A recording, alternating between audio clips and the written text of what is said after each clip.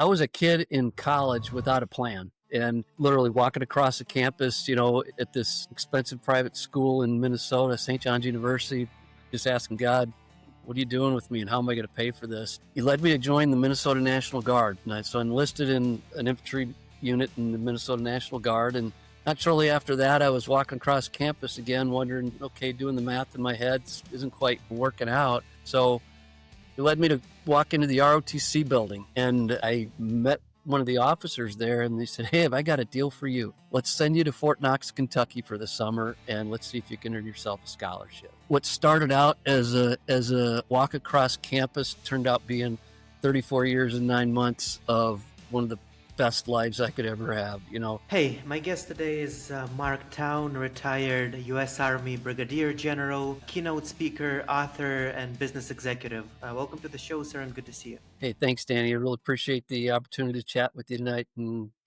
watch some of your videos and really think you got a good thing going here. So thanks for the opportunity. Absolutely. So you joined the Army as a private, and when you retired, you were Brigadier General. Do you want to tell about your story? What made you decide to join the Army, and how your career, went from there? Yeah, sure. Thanks for the question. So yeah, I was a kid in college without a plan and literally walking across the campus, at this expensive private school in Minnesota, St. John's University. It's a bunch of Benedictine, monks trying to teach young men, how to be good citizens. And I'm walking across the campus one day, just asking God, what are you doing with me and how am I going to pay for this? He led me to join the Minnesota National Guard. So I enlisted in an infantry unit in the Minnesota National Guard. And not shortly after that, I was walking across campus again, wondering, okay, doing the math in my head isn't quite working out. And it's going to get me close, but not enough. And so it led me to walk into the ROTC building. And I met one of the officers there, and they said, hey, have I got a deal for you? Let's send you to Fort Knox, Kentucky for the summer, and let's see if you can earn yourself a scholarship. And that's what I did. I went to Fort Knox for what was called basic camp back in the day, and they came out of the thing and got offered what was called a guaranteed reserve forces duty scholarship, which meant I can go to school just like any other active component scholarship recipient, but had all the same benefits and opportunities. I had to also serve in the Minnesota National Guard while I was in college. I leaded up to be a cadet for the rest of the time and got commissioned. When I got commissioned, I was a distinguished military graduate. That's top cadets and was expected to go on active duty, but I decided it wasn't my thing. So I graduated. I went to work for State Farm Insurance for a couple of years, and I stayed in the Army Reserve.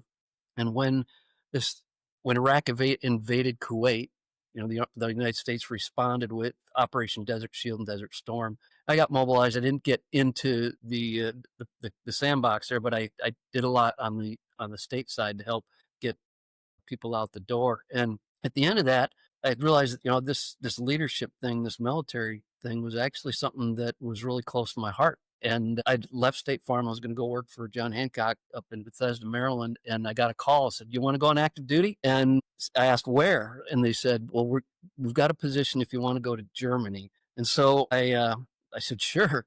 And my goal was to go and do 3 years and then go back in the private sector. And before I left, I asked one of my coworkers if she wanted to go with me, and she said, "In what capacity?"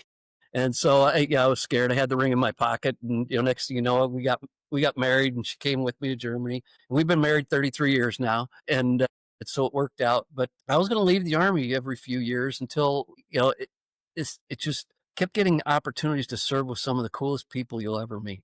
People who are people of purpose, people of serving others, and you get some folks that take a wrong direction once in a while. But in general, the values of the United States Army were something that kept me going to serve, for the number of years that I did. And I just had some really cool opportunities. So, I was actually commissioned as an AG officer, Adjutant General, which is a human resource guy for for folks out in the private sector.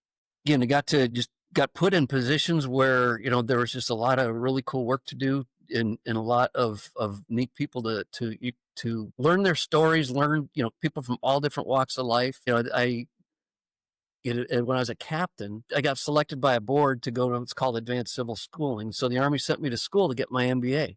And I came back to the Pentagon to manage some large financial portfolios for the Army, help work on the president's budget, and figured I was going to be a comptroller type guy for the rest of my life. And then I got selected by another board to go and spend a year with the Marine Corps. And so I went to spend a year at Quantico, and then after that, uh, went back to the Army staff, and then deployed to Iraq, and came back from Iraq, and just did a number of different odd type things. I just kept getting exposed to some really not so cool places sometimes, because you had to you have to go out and get in the dirt and go into harm's way. But just being around soldiers, being around Marines, it was a blessing. So I kept figured, okay, I'll stick it out and I'll retire as a lieutenant colonel. And that didn't happen, because when I was at the war, I got promoted below the zone to lieutenant colonel, and which means you get promoted early ahead of your peers. And they sent me to the war college early. While I was at the war college, I got notified that I'm not going back to the Pentagon. Got selected to command a battalion. And so I figured, okay, what a great way to finish my career. I'm going to serve out leading troops. When went to business school, I figured it would never be an opportunity to be in front of leading troops, but what a cool way to go out. That didn't work out either, because after that, I got pulled back to the Pentagon and I got promoted to colonel. And I figured, okay, I'm going to retire as a colonel. And I got selected for brigade command. And when I got selected, they said, okay, we're not going to send you to command an Army battalion. We're going to put you into a joint opportunity. So I worked for the Air Force for 2 years, running a 42,000-person joint base in New Jersey with Army, Navy, Air Force, Marine Corps, Active Guard, Reserve, you name the type of capability, it was there. And then I'm going to retire as a colonel. Not so fast. We're going to bring you back to the Pentagon again, and you're going to be what they call the CAGs. So I was a senior advisor to senior general officers, and during that time, I got selected to become a brigadier general. And then I became the G3 for the Chief Army Reserve. What that basically is the chief operating officer for one of the three components of the United States Army. 200,000 people, 30 different countries, and we were a force provider to every combatant command, in the world. And then right before COVID would hit, again, we did a lot of things, mobilizing medical providers to try to help the nation respond to what was going on with the bug. Got everything in place. And I spent 3 days on a beach praying, God, what do you want us to do next? And that was when I went back to my boss, said, I think I got a different mission. I need to hang up my boots. And we worked it out that I could do that. And so that was, what started out as a walk across campus turned out being 34 years and 9 months of one of the best lives I could ever have. I, again, been to every, theater of operations, been in the dirt, and served with a lot of people. Not all of the friends that we had along, got to be with us here today, but it's just an honor to be a soldier, honor to serve the people of the United States. So yeah, I'll stop there, and we can pull a string wherever you want to go. Yeah, that's a beautiful story. And you mentioned that you've managed to, be happily married for over 3 decades as you went through the ranks and got deployed through to all of those theaters. How did you do that? Because it's a stereotype, and it is hard to manage your relationships and marriages while on active duty. So was it hard for you? Maybe something that you want to share with other people who struggle with that? So yeah, so when we got married, and I'll just share this thing. Faith is a big part of our life, and when you get married, oftentimes you get a bunch of stuff from people. And when I can only remember one thing that we got from somebody at our wedding, and it's a plaque that talks about marriage takes three. It's my wife, me, and God, and that's a team. And you think about Army is in the military. It's teamwork is everything. And the way my wife and I looked at this, we have two children, they're grown, and we were able to have a family. We were able to hang together. It wasn't easy. Again, I was deployed, and even when I wasn't deployed, I was moving fast in a lot of different directions on the road a lot with some of the roles that I had. But we always looked at it as teamwork. And when you think about teamwork, it's not a 50-50 thing. Sometimes it's 99-1. Sometimes it's 50-50. Sometimes it's 60-40. But when you're focused on serving the other and service to somebody, love is the foundation. God is the center of it. And when things get hard, you turn toward each other. One of the things that happened to us, I mean, I mentioned, we moved to Germany, young lieutenant, brand new wife. There's a lot of stories like that didn't survive, right? But what we did is, we're in a country, neither of us speak the language.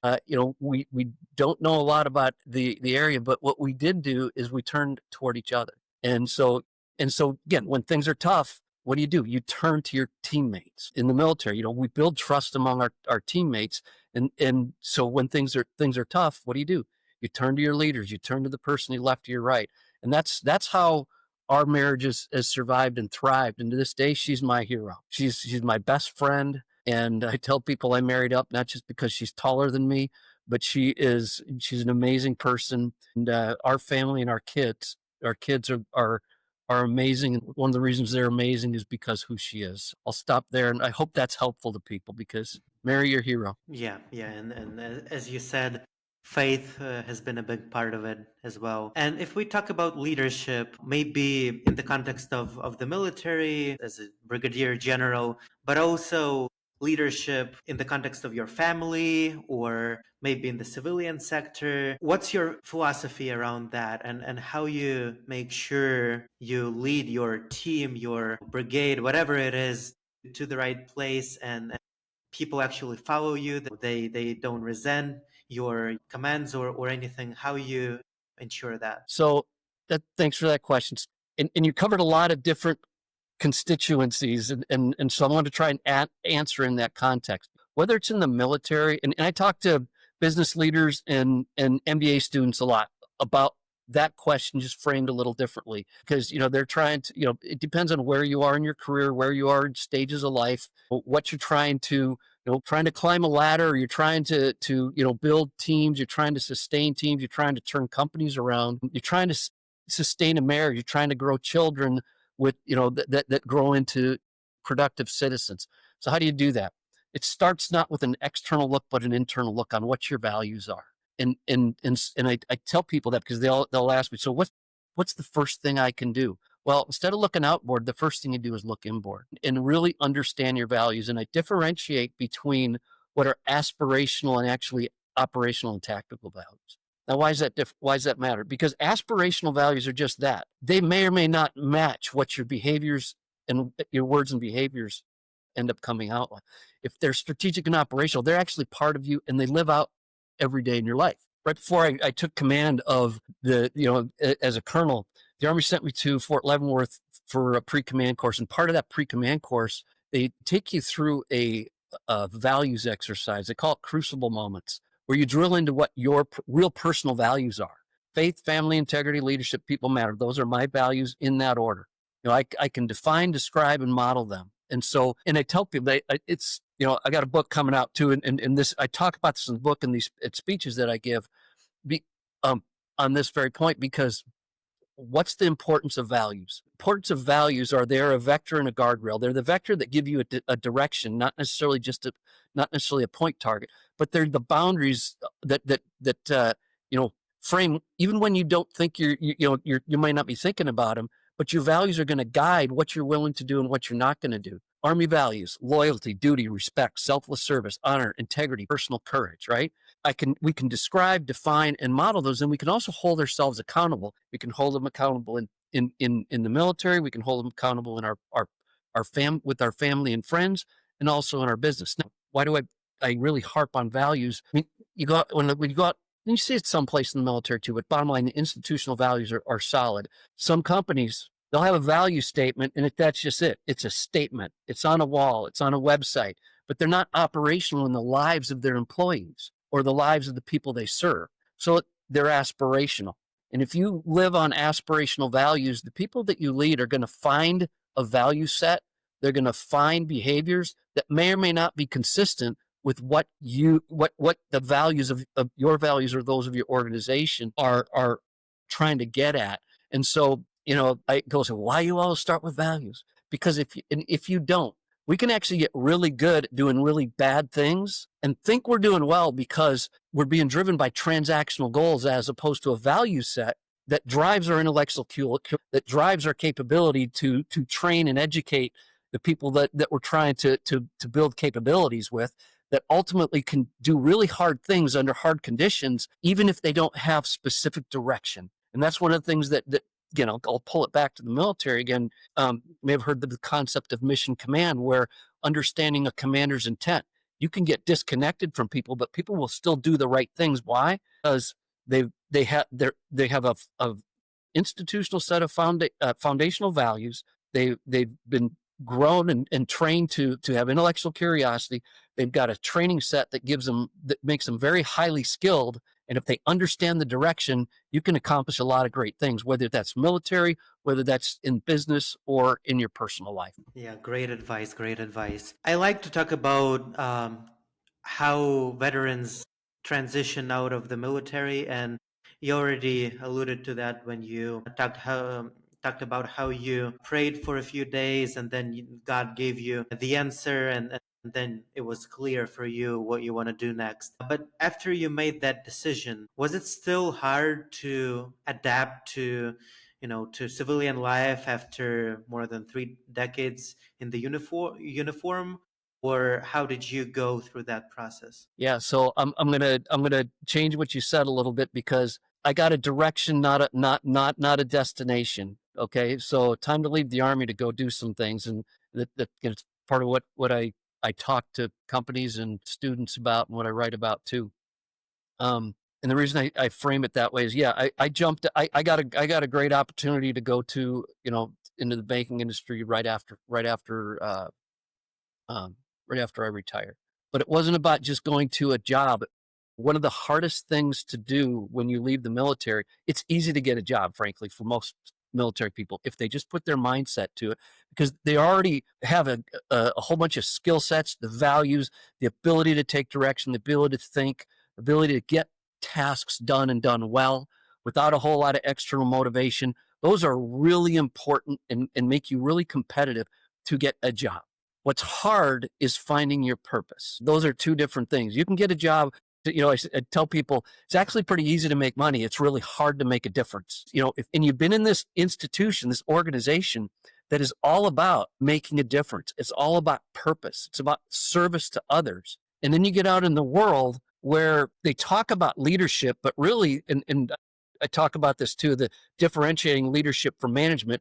They talk about leadership, but there's a huge vacuum in it, because there's such a reliance on the managerial aspects of things. There's a yin and yang associated with that. They're both important, but when you go from this one environment to the other, it's really eye opening to see how transactional a lot of the rest of the world is. And you have a decision to make. You can go and get the job. You can you can make some money. You can do the transactional stuff, but finding your tribe, finding your purpose is a journey, not a destination. And so for me, one of the things that, I went to bankers, I left it, I started my own company, and I got this book coming out. I talk to people because I'm blessed to have the opportunity to actually get after my purpose, which is continued service to others, service to God, service to family, service to friends, service to others. And so that's, when you think about, in transition, sometimes I'll tell people, hey, they'll say, hey, how did you manage your transition? I said, I will tell you when I finish, because I don't think I ever will, because I'm on a great vector.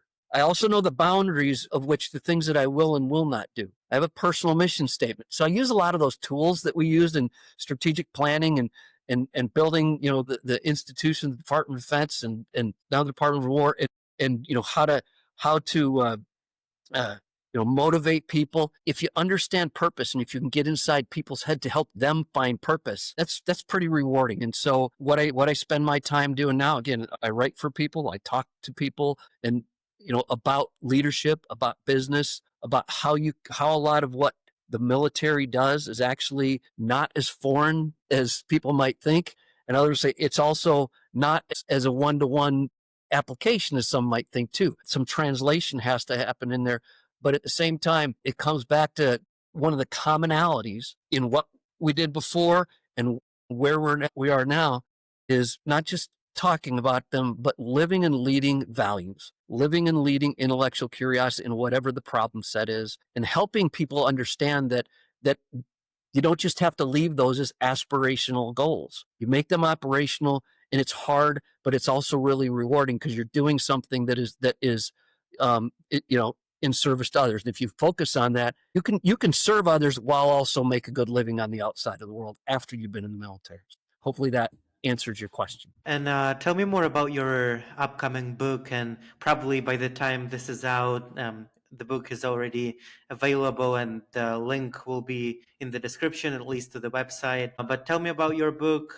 Is it about leadership and values, or about something else? It's about all that. So the title is Build Trust First, your source code for leadership that truly matters. And it goes back to that conversation on the beach. I'm going to leave the Army. What did the last 3.5 decades teach me and look like? One of the things that you'll find, it's in the military, that trust isn't just a word. It's the foundation for everything that you do. You can go to the Army's manual on leadership in the profession. It's a pretty short manual, but the word trust or some version of it is in there over 100 times.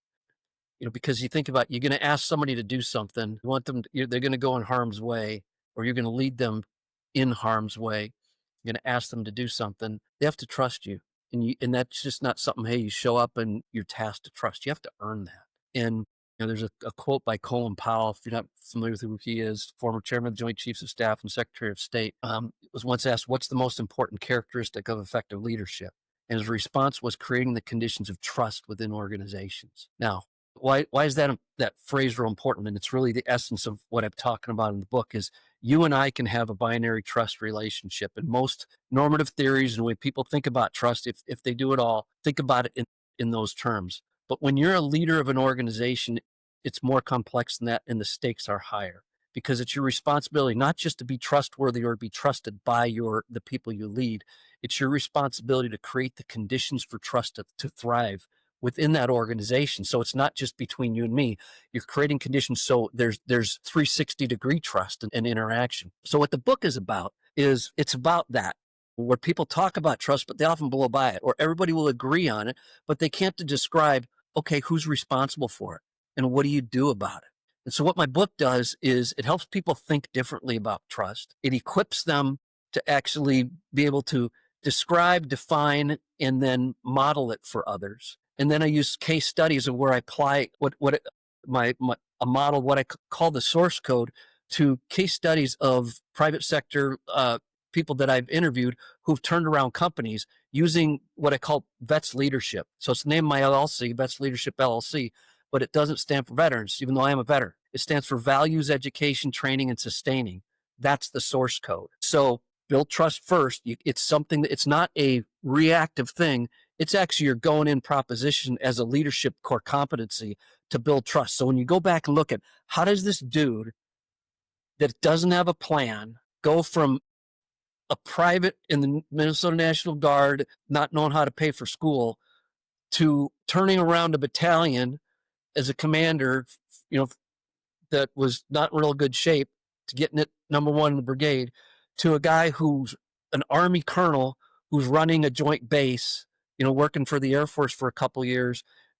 And then ultimately a global institution that's a force provider to all combatant commands. You can't do that through transactional leadership, although transactions are part. You have to do it for transformational leadership that is you're constantly building trust with people, because you have to influence others a lot. You have to lead them through through these different gates of fog and friction that again, the way you do it is, you don't have all the answers. You have to listen to others. You have to seek out people and kind of park your ego at the door. So because it's too big, it's too broad, too complex, but you still have to align the organization. You have to inspire people to really want to be committed to the mission. You have to give them purpose and direction in it. And they have to trust you enough that it's going to work, or that they're willing to take the risk associated with it. And that's true whether it's in the military, whether it's in a private sector or a nonprofit organization. And that's what the book is about, is to help you think about it, equip you, and make a decision to be what I call a trust leader. Awesome. Well, again, the book should be in the description. If not, you can probably go to the website. And Yeah, it's going to come out in mid-November, and they can either go to my website or be on Amazon. They can find it there too. And let's use these couple of minutes left. Maybe you want to share something with the listeners, something that we didn't talk about, maybe some advice, or if you want to emphasize something that we already covered, feel free to use that time to do this. Yeah, thank you. Again, when I talk to business leaders and MBA students, and I mentioned this before, but I'm going to hit it again because just like trust, people will walk by it 100% think it's important, but they don't know who's accountable for it, who's responsible for it. How do they, what do they do about it? So they get, okay, I agree. So what's the one thing that you do? It's a really cool exercise if you slow down a little bit and look at yourself. Talk about self-aware leaders. If you don't understand your own values, then you really don't know what your core values are. The things that help you make decisions, help you lead others when 1+1 doesn't equal 2. It's your vector and your boundary for how you're going to behave. So you really got to know that. And if you haven't done an exercise like that, you can find them on the internet. You can go to my book. It's not rocket science, but it's really an important exercise to understand who you are, because people will see your values. If the audio doesn't match the video, they're not going to trust you. They're not going to follow you. And the other thing too, another question I get that ties to this. So let's say you're in a, regardless of level of management you're in, or leadership in the private sector. How do I engage a boss who, or an opportunity that might be toxic, or somebody just is not a nice person or whatever? If you're solid with your values, if you really understand them, it gives you a lot of leverage with yourself to be able to go and have hard conversations with people. And I'm not saying be mean to them. You do it out of love and service to that person, but it also get you really grounded up with, you know what? I got to make a decision. Is this something that I want to still do here, or do I go somewhere else? I tell people two things: never compromise your values, and never compromise your integrity. Because if you live in that hard environment and you're willing to do that, you can go home and sleep well at night. If you compromise either one of those, you're going to get to you can actually go to a really dark place, because your internal, value set is telling you this isn't right. And so there's a lot of power in doing that. But people look, what's the task? What meeting can I hold? Well, look to yourself first, and then exercise the intellectual curiosity with others to learn their values, beliefs, and the contextual independencies is what I talk about with the problem sets you're trying to solve. It sets you in a really strong position to lead, whether you're an individual contributor or a board member of a corporation, and everywhere in between. Well, thank you for sharing all of these principles and perspectives, as well as your story. Truly amazing. Good luck with your upcoming book. I'll definitely check it out myself when it's out. And yeah, great time. And thank you again for joining today. Thanks, Danny. And thanks to your listeners for hanging out with us tonight. Really appreciate the opportunity and wish you the best with your podcast.